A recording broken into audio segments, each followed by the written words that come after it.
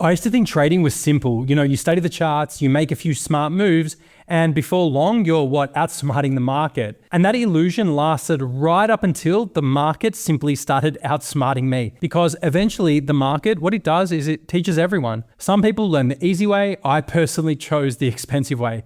So if you're trading manually or you're thinking about it, I'm going to give you 7 guaranteed ways to lose money. And trust me, I've tested them all. Number 1, go all in. Because conviction is obviously risk management. So one of the fastest ways to lose money trading is to confuse conviction with risk management. And I learned that the hard way with this token called Job. It was one of those early trades where everything made sense in my head. I'd done my research, I'd read every thread, I'd even listened to every single podcast. The project seemed solid, the community was hyped, and I was convinced I'd found a hidden gem before the rest of the world had noticed. It was actually a coin I could stake, and it was paying out in USDC, which is a stable coin. I thought, great, it's not going to be able to hyperinflate this coin. So what I did is I went in big, and when it pulled back a little from $1, I did what every overconfident trader does, and that's I bought more, and I bought more hard, and that was at 50 cents because in my mind, that was an absolute discount. So at the time when I started buying, Joe was trading at $1, like I said, and now 3 years later, it's sitting at around 10 cents. So it didn't matter how much that was paying out in distributions, I was completely annihilated. I still look at that chart sometimes, not because I'm bitter, but because it's the perfect visual reminder of what overexposure looks like. That trade, it actually taught me that conviction doesn't make you safe, it makes you stubborn. And stubbornness in trading is absolutely fatal. It's more importantly, it's about position sizing. And position sizing isn't about how right you think you are. It's about not blowing up your account when you're wrong. It's about being able to get out of a trade, because no matter how good your idea looks on paper, if your size is wrong, you're not going to be able to get a second chance. Number 2 is change your strategy every single week. So if you ever want to guarantee failure, make sure that you approach changes constantly. New indicators, new timeframes, new coins.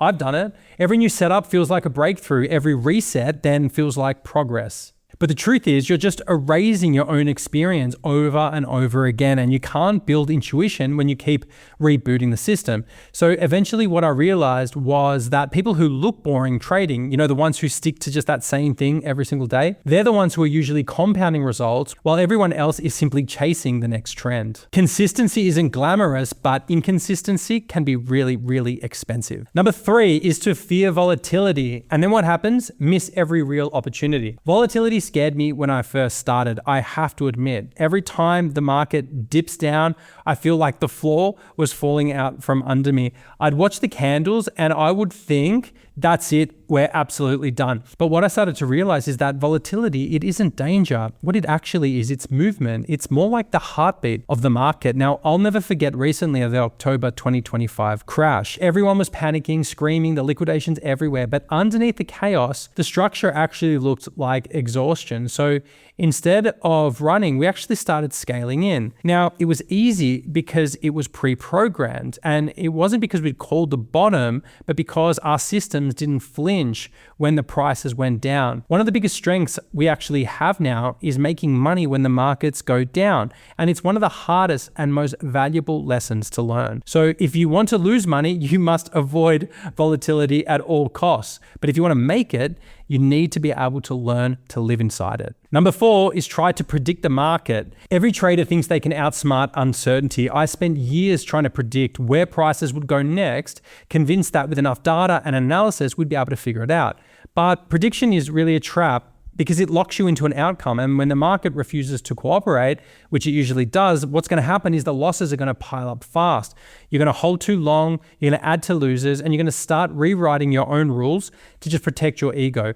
I've seen this play out countless times, especially with algo builders who think they've cracked price prediction. We've even run those systems ourselves.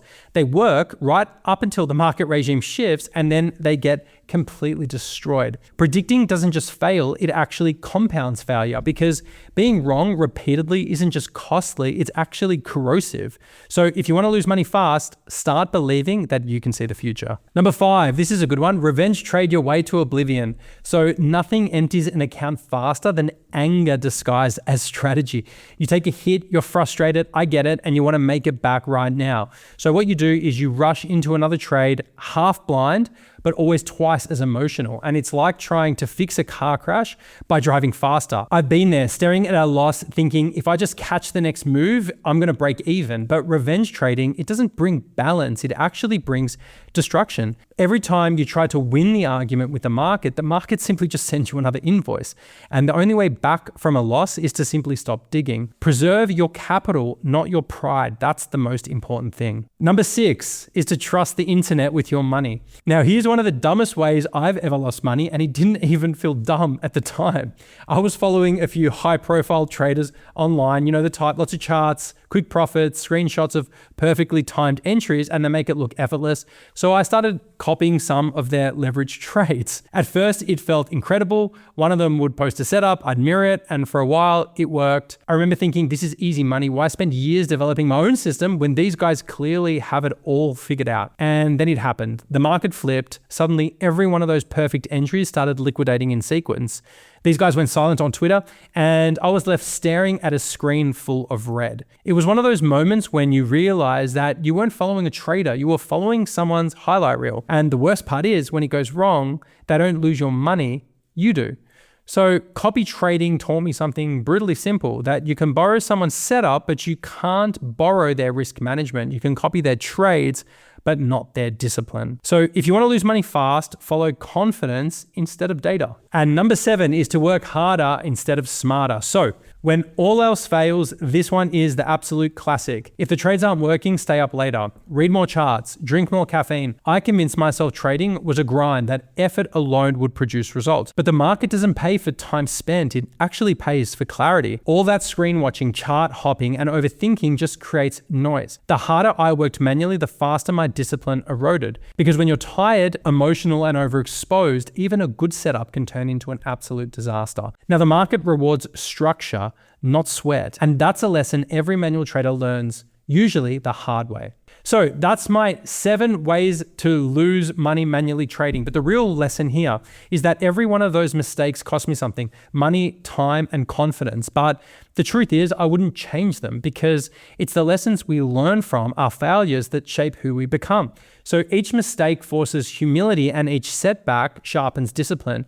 And over time, that's how traders are forged, not in profits, but in losses survived. So I took those lessons and I built something better, a system that reflects all the pain, all the experience, and all the discipline that it took me to get here.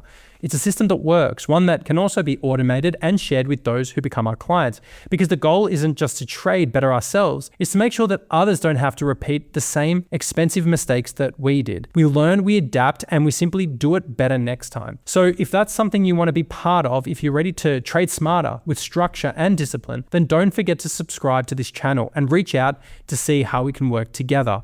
Because the market will always test you. The question is whether you're going to keep guessing or finally trade with something that's built to last.